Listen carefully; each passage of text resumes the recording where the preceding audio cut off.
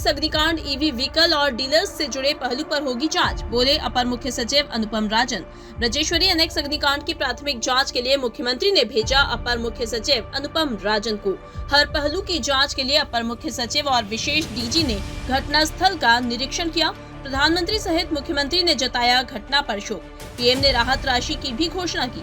अपर मुख्य सचिव अनुपम राजन ने कहा, घटना की पुनरावृत्ति न हो इसके लिए हर पहलू की विस्तृत जांच कर SOP बनाई जाएगी। विशेषज्ञों की मदद से फॉरेंसिक जांच की जाएगी।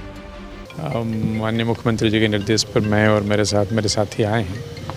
हम लोगों ने घटनास्थल देखा। सुबह से लोग लगे हुए हैं, जब से इसकी सूचना मिली है अर्ली मॉर्निंग 4 बजे के आसपास से, जैसा बता रहे हैं कलेक्टर साहब, पुलिस कमिश्नर साहब, नगर निगम आयुक्त महोदय, सभी लोग, और फायर फाइटर्स की मदद से काबू पाया गया। अनफॉर्चुनेटली 8 लोगों की डेथ हुई है।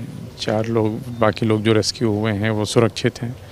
कहने का मतलब उनको उतनी प्रॉब्लम नहीं, फर्स्ट एड के बाद उनको रिलीज़ कर दिया गया है। और इस चीज़ों की पुनरावृत्ति न हो, ऐसा क्यों हुआ, इन सब की जांच की जाएगी। फॉरेंसिक टीम्स के लिए सारा कुछ कॉर्डन ऑफ किया हुआ है, फॉरेंसिक जांच होगी। इसके साथ साथ ईवी में जो भी डीलर्स हैं, जो डील करते हैं या जो लोग इससे जुड़े हुए हैं, उनकी एक बैठक करके कैसे, चूँकि ईवी ग्रेजुअली बढ़ता चला जा रहा है, तो ये प्रॉब्लम क्यों हुई, क्या ओवरचार्ज हुआ या मटेरियल सब स्टैंडर्ड था या दिक्कत क्यों आई, क्यों ऐसी घटना हुई, तो इसकी तो जांच में आएगा। लेकिन भविष्य में ऐसा न हो और हमें क्या सावधानी बरतनी चाहिए, इन सब को लेकर के एक SOP जिसको कहते हैं कि हमारे क्या तरीका होना चाहिए, उस पे काम करेंगे। तकनीकी लोग जो इस फील्ड के एक्सपर्ट हैं, हमारे साथ इलेक्ट्रिकल सेफ्टी वाले लोग भी आए हैं। IIT के कुछ, IIT इंदौर के एक प्रोफेसर साहब भी हैं जो इलेक्ट्रिकल इंजीनियरिंग डिपार्टमेंट के हैं।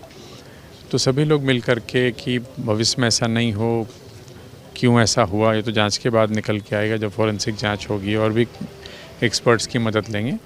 लेकिन क्या क्या सुधारात्मक हम कर सकते हैं, उस पर तत्काल काम करना आरंभ करेंगे। तो ये जांच के बाद ही समझ में आएगा ना। प्रथम दृष्टया जो दिख रहा है कि ब्लास्ट हुआ, गाड़ी जहाँ खड़ी है वो आप भी देख रहे हैं, चार्जिंग पॉइंट है, बगल में पोल है, तो एक्चुअली क्यों हुआ, क्या कारण रहा, तो इसकी जब फॉरेंसिक की केमिकल जांच होगी इसके बाद समझ में आएगा।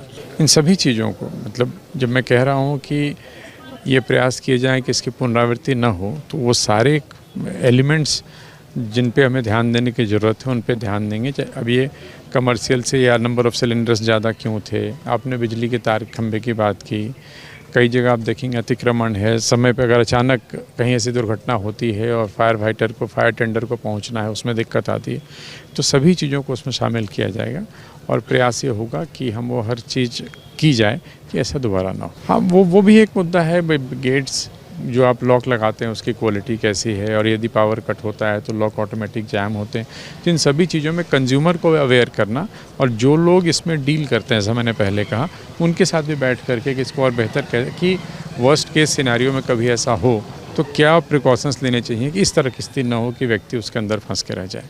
इन सभी पे चर्चा करेंगे, बात करेंगे, और मिलजुल करके एक SOP तैयार होगी ताकि लोग उसका पालन करें और आगे ऐसा ना हो।